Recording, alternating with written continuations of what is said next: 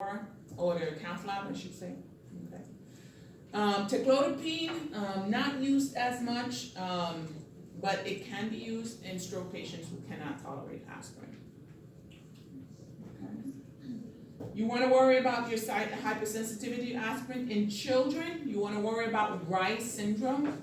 Okay. Right. Yes. You're not supposed to give it when they are below 10 years. Fever. Yes, but you can give it, but too much can provoke Reye syndrome. So you have to really be careful. That's why they tell you, infants, you don't want to give them things with Motrin. However, when they have a very high fever, you go to the pediatrician to tell you, give aspirin, alternate with Motrin, aspirin, alternate with Motrin. But you have to look for symptoms of Reye syndrome. My grandma didn't give me medical. She gave me some aspirin when I was a child. Aspirin overdose. He's worried about I'm that. lucky to be alive. Do you know how many things our parents did? Oh, yeah. Yeah. We're all happy to be alive. When I found out about Especially, that, I don't think anybody in here is pure American that did not come from family didn't come from somewhere. Anybody in here? Family didn't come from somewhere besides? Okay. We all got something just because it worked somewhere else, okay? they were giving it 325. They were giving it Okay, bingo. it's okay. Right. I actually used to give my daughter a tea that my mom used to send me the leaves and we used to boil. My daughter used to get, we call it salsa. You got it, Spanish people call it guarabana.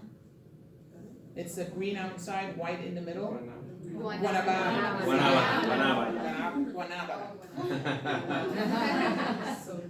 That, the leaves from that tree, they boil them and it gives you to sleep at night. Well, the derivative of that is phenobarbital. Oh, no. Who knows? Oh my goodness.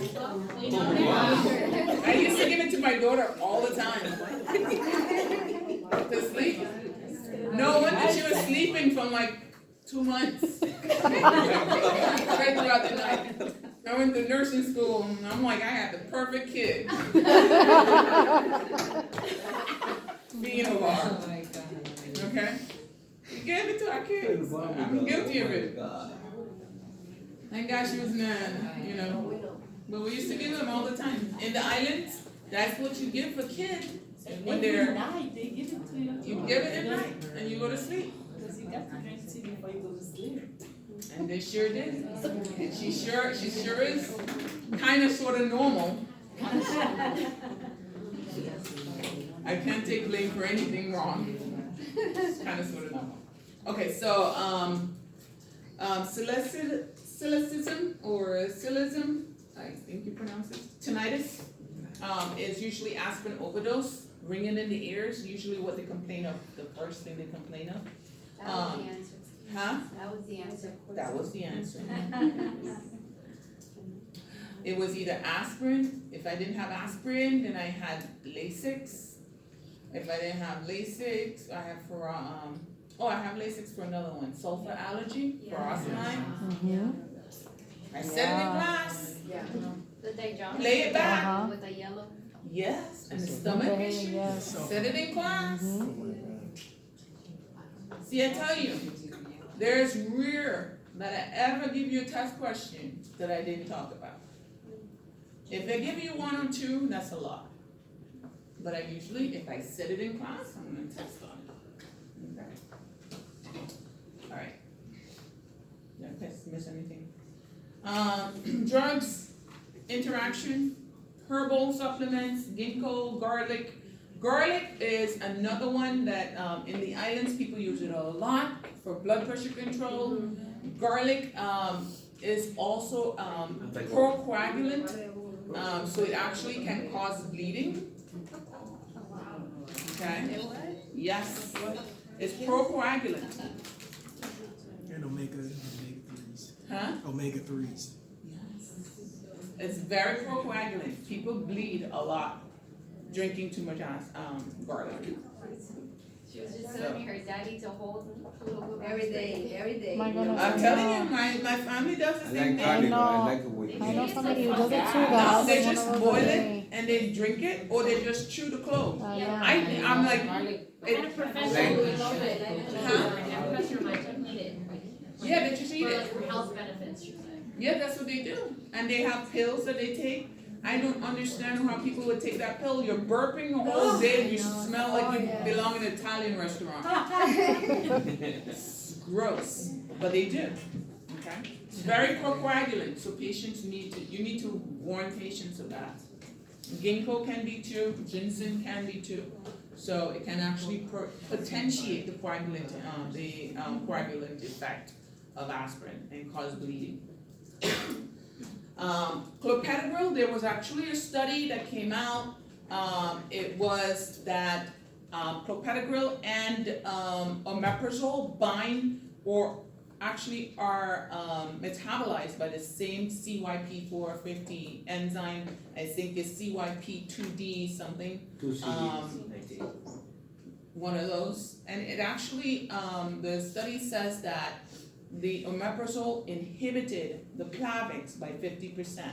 So at one point, everybody who was on Plavix and omeprazole, they had stopped the omeprazole and stopped giving the omeprazole. People were having GI issues, and that was the time too that people were doing 2 anticoagulants at the same time. So they were on aspirin, Plavix, and trying to take the omeprazole off and put them on Plavix.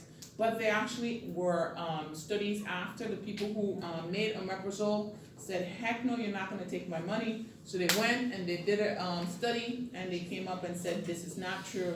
That so I don't know who I believe, because the people who did the study who said it's not true are the people who are paid by omeprazole. So, you know, who knows? So, but anyways. The most recent study says that they're okay to use both together. That's the most recent study. Cimetidine is another one that you can look for interactions with this drug for everything. That's why we don't use it anymore. We use Pepsid. We don't use cimetidine anymore. Okay. Again, I have the same slide. I don't know why I have it twice, but hey. Sometimes I do that. How long before surgery you want to stop aspirin? 7 days. A week Yes. before. 7 days. Okay. We talked about omeprazole and Prilosec. Again, the most recent studies say that they can be used together without difficulty. So.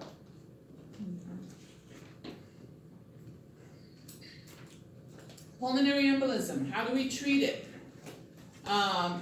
Is there an absolute risk to anticoagulation therapy? Meaning that the person has a big gabonga in their head and can bleed to death. If you do it, yes, you're gonna put a inferior vena cava filter in, okay? And you want to make sure that you put that in as soon as possible so that they don't get a PE, okay? If they do not have an absolute contraindication and they're stable, you want to put them on low molecular weight heparin, which is like your enoxaparin, your fondaparinux. You can also put them on one of your novel agents, which also treats DVTs. Okay. If they're unstable, you want to go in and use a clot buster like TPA or urokinase, and they can actually take them to the cath lab and shoot these drugs at it, okay? You give them thrombolytics to break up the clot. Remember, heparin, enoxaparin, what they do is stop further clots from forming. They do not break up the clot. If you want the clot broken out, you gotta give them the thrombolytic. Okay. This basically says the same thing. I don't think I have anything here that I didn't that we have not talked about at some point. So we talked about DVTs already. And I'm having a very hard time reading this.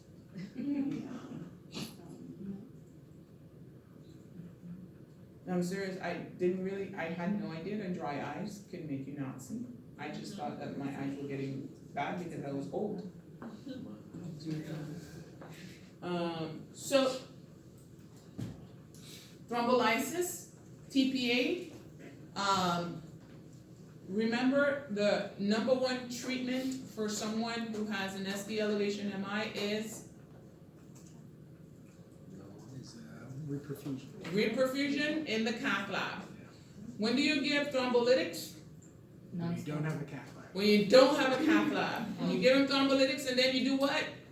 Ship them to the center that has the cath lab. Okay? So if you're in the little hospital out in the Everglades, Mariners. If you're in Mariners, or do you have a cath lab in Hialeah Hospital? I don't think so. I don't. They do it in Palmetto. You do it Palmetto. So if you're in one of those little satellite centers that don't have a cath lab, you're gonna give them the thrombolytics.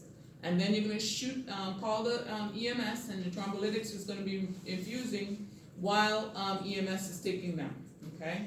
So that's when you use thrombolytics. Streptokinase, urokinase, these are the doses that you use. Again, I'm not gonna ask you doses. Oh, thank God. It's the first thing he said all day. Wow. Wow.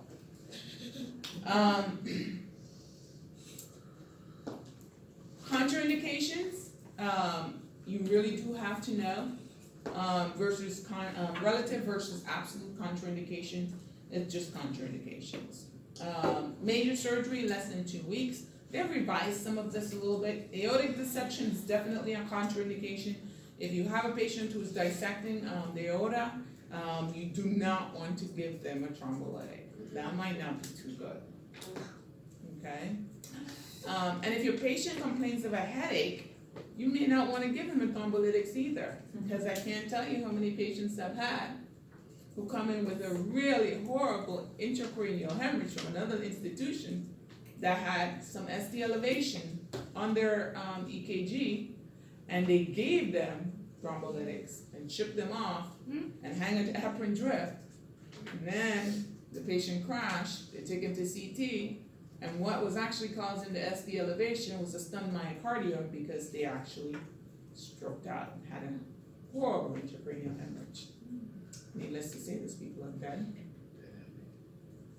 No, they don't make it. So you gotta pay attention, okay? Also, if the person's complaining of numbness or tingling in their extremities, that's another thing, you don't wanna do it, because if they have an aneurysm in their spine, you can pop that open too and cause permanent paralysis, okay?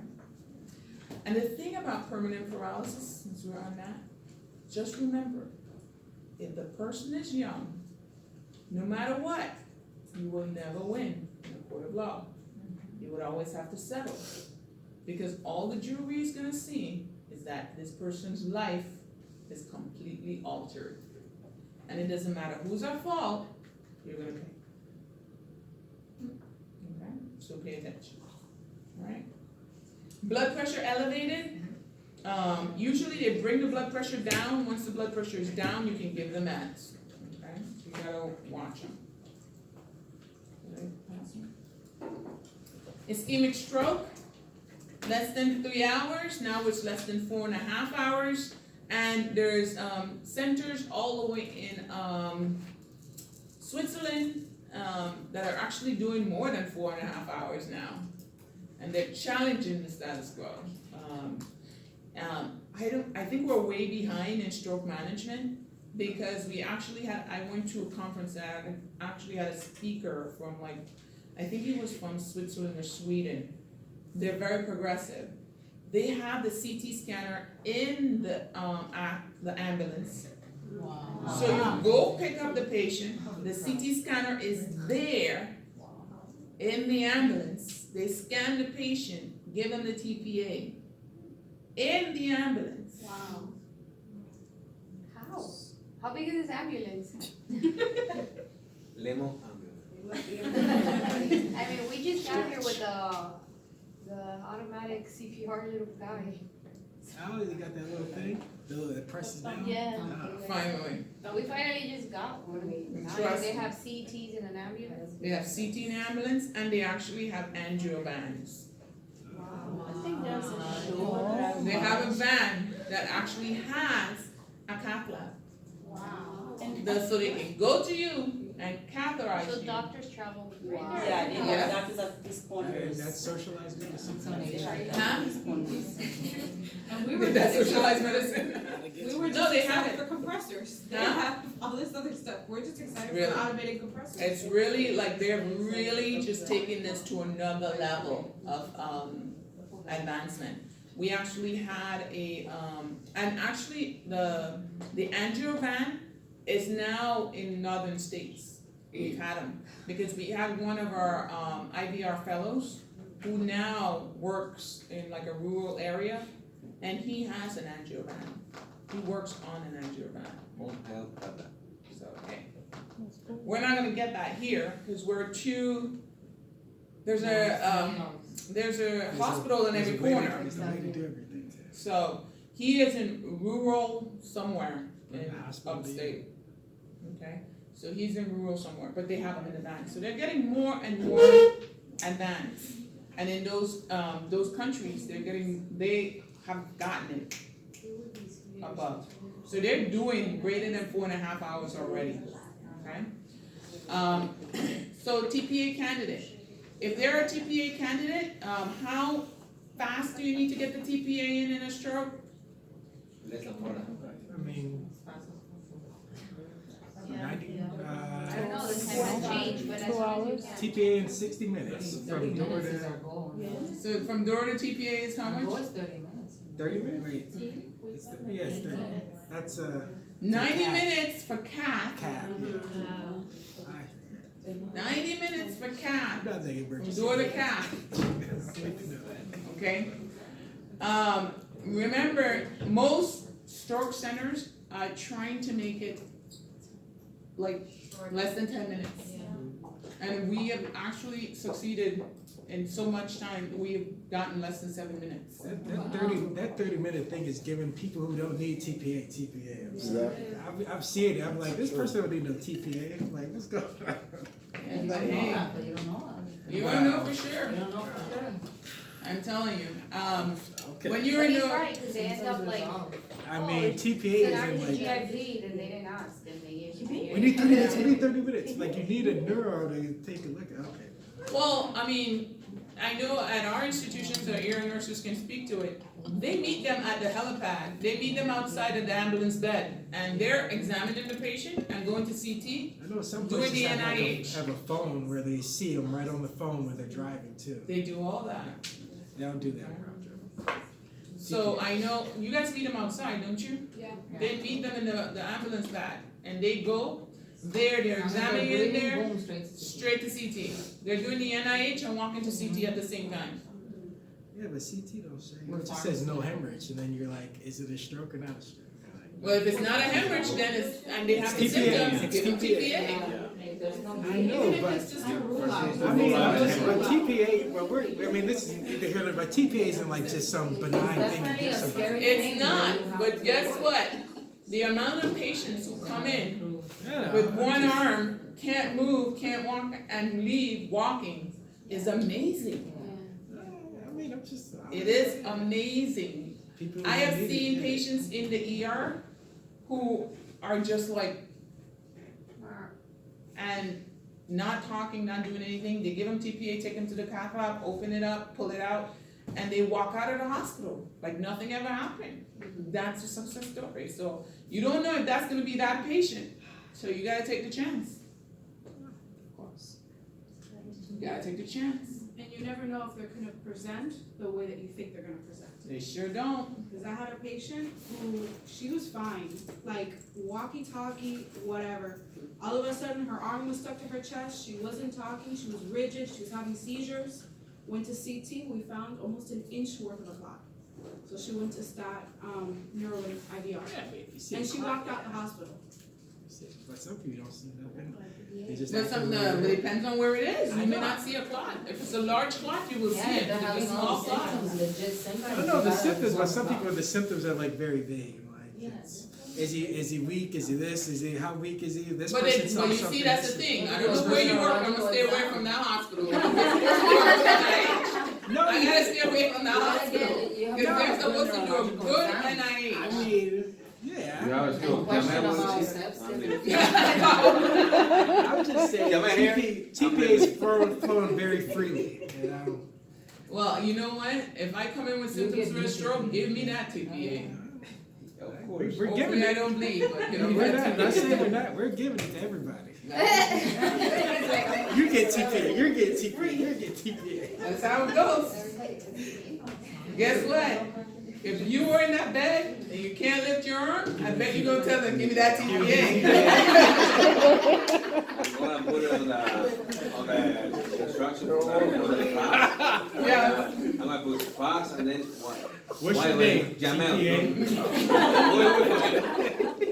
Alright, guys. Whatever Here it it is, is, TPA. So, you wanna get the patient in, you wanna give them the TPA, you wanna get them to cath lab if that's the case, okay? Again, I'm not gonna ask you doses, but you should remember, especially 0.9 milligrams per kilogram, is the dose that you're gonna give for your stroke patients, okay?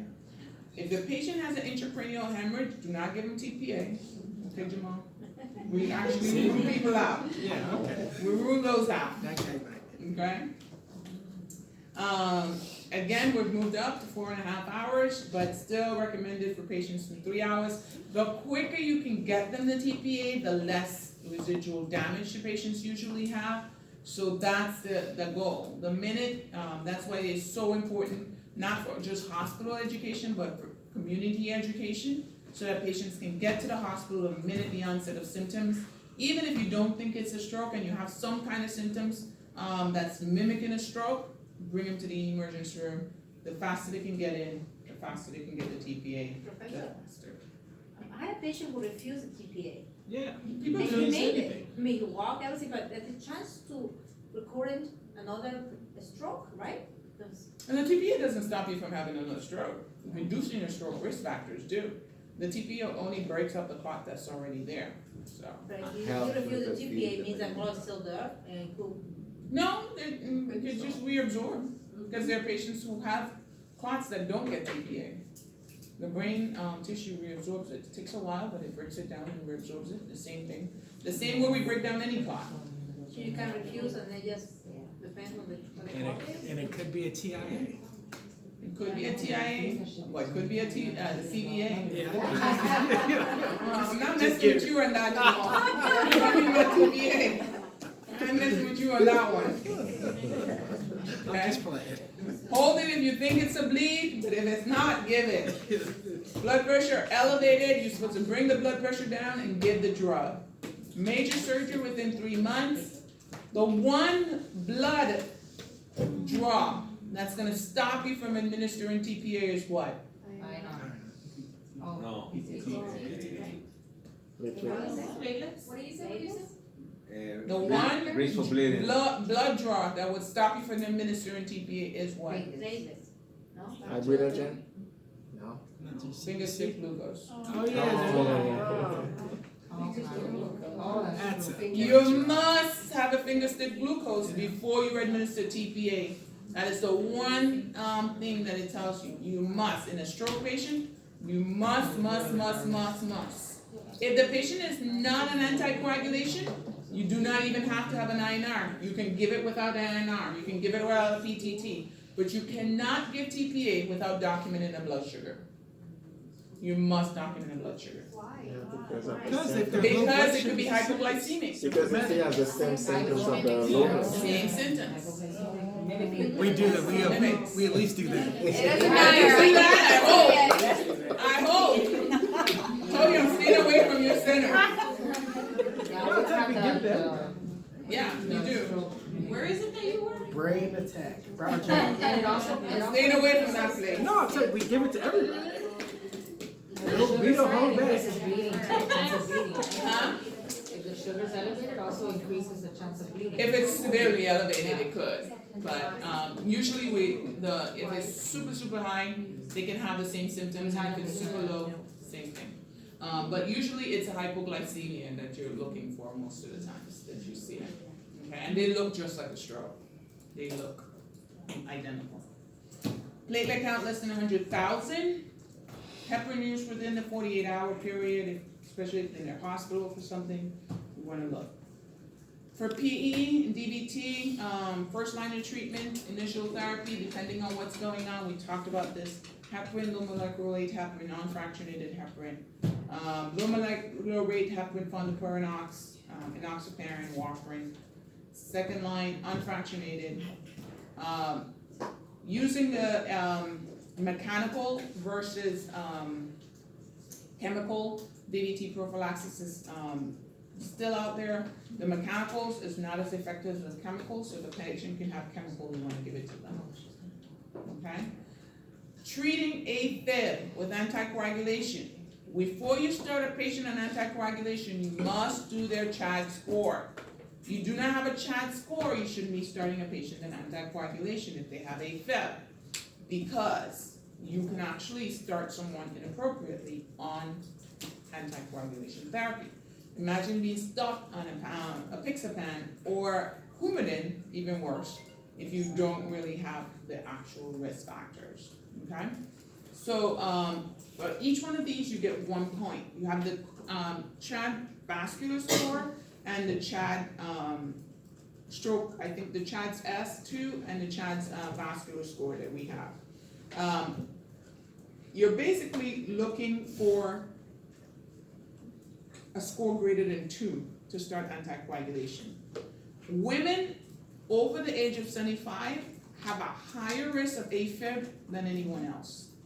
So women over the age, people over the age of 75 should actually get a point, because that gives them a risk factor. But women are much higher risk factors.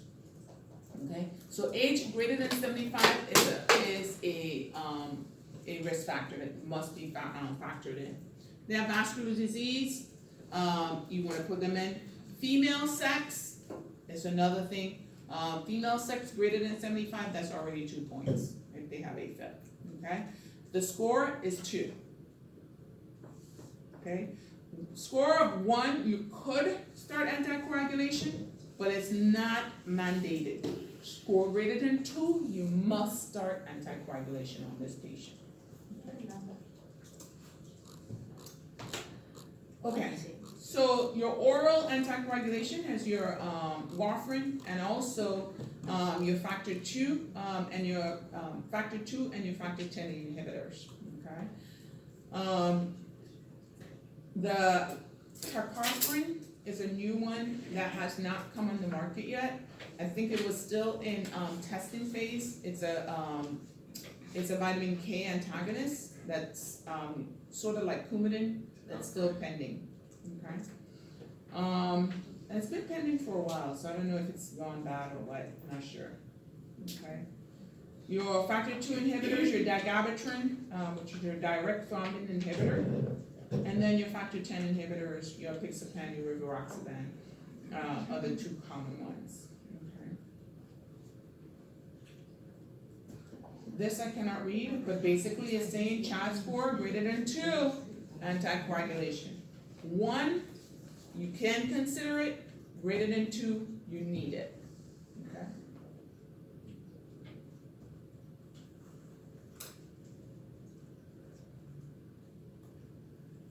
Okay. So, treatment for AFib. In the past, people were being stuck on aspirin and Plavix, or they would put them on aspirin and Coumadin, or they would put them on.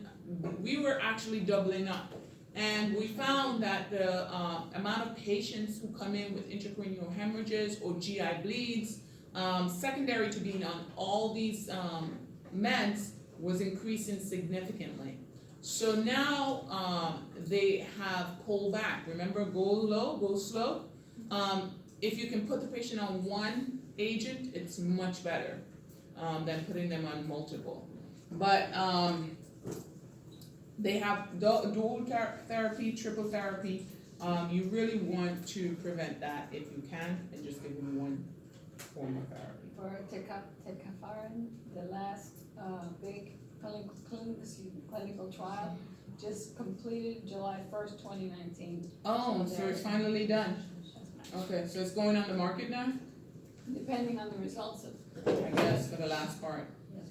But it's been like that for a while. It's been like that for like maybe about 4 years already. So this is a long clinical trial. I'd be afraid of that drug. It started June 1st of 2018, No. this last one. The last one, yeah. The tac drug. Yeah. But they started this because they started, I've been hearing about this drug for at least 3 years. Wow.